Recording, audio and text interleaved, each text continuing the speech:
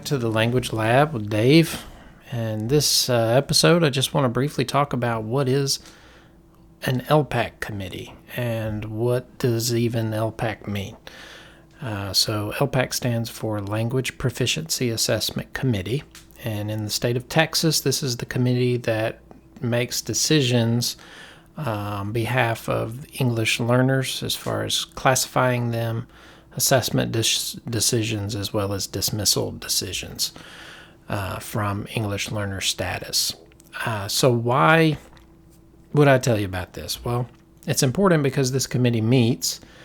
It can meet at any time during the year because students are always enrolling, and so there has to be an LPAC meeting to identify students who are new. So that's called an identification LPAC. So those can be at any time throughout the year because school systems have certain timelines that we have to meet when a new student enrolls in our school to make sure that they've been identified and have what we call LPAC. So it's gone through the committee to make the determination about whether they qualify as an emergent bilingual or not.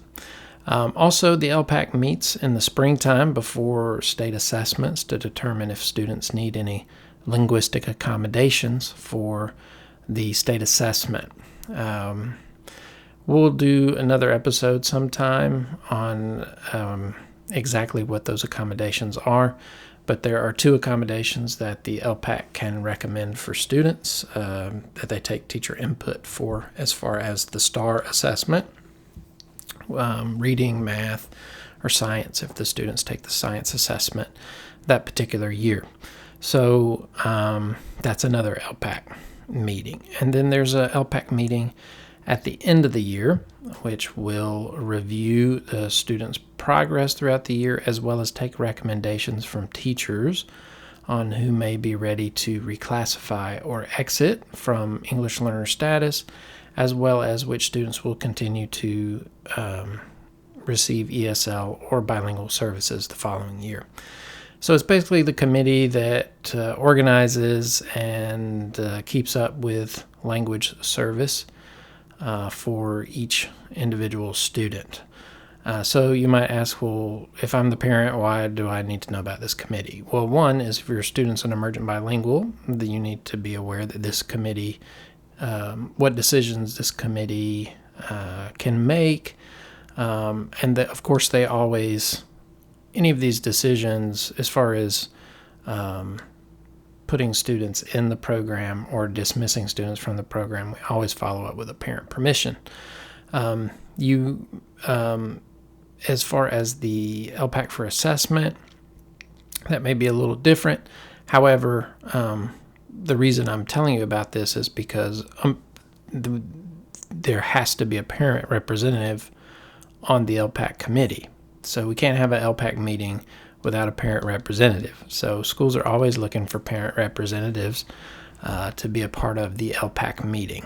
And so if you're a curious parent, the only requirement is that you have a student who's an emergent bilingual who's served in the public schools, and you cannot work for the school system. So if you're interested in being able to see what's going on, what goes on with the LPAC, it's a good opportunity to volunteer and to help the school. In order to be a part of the committee, you go through like a short training, which basically is going over information like I'm going over the process of admitting students, the process of dismissing students, the process of the assessment decisions. And so you're part of the committee. You don't per se have to be there to make decisions.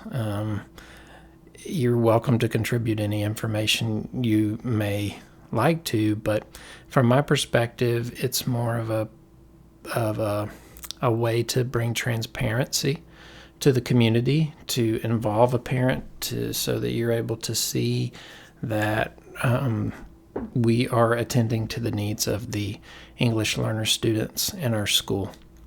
And you're able to see that. You're able to be an advocate for the community if you see things that are not being done, you can bring those to the attention of the committee or the school, or you can advocate in the community to let them know, hey, I was up at the school, I served on the LPAC committee, and they really do go through each and every student and discuss whether or not they need accommodations on these assessments, or they go through each and every student that registers with a home language survey, and they're making sure that they're identifying and providing services for students who are learning English, who are English learners. So it's an important committee in the schools, and it's a committee that needs parent volunteers. So if you find yourself interested in this, feel free to reach out to your local school. If you have a student that's in the program, and say, hey, if you ever need an LPAC rep, parent rep, let me know. I'll be happy to help out. And I'm sure they'll be happy to get you more information on how they do the LPAC meetings at their school. Anyhow, that's it for today. I just briefly wanted to touch on what is an LPAC and the fact that a parent is a part of that process, and the different types of LPAC meetings that there may be throughout the year for English learner students.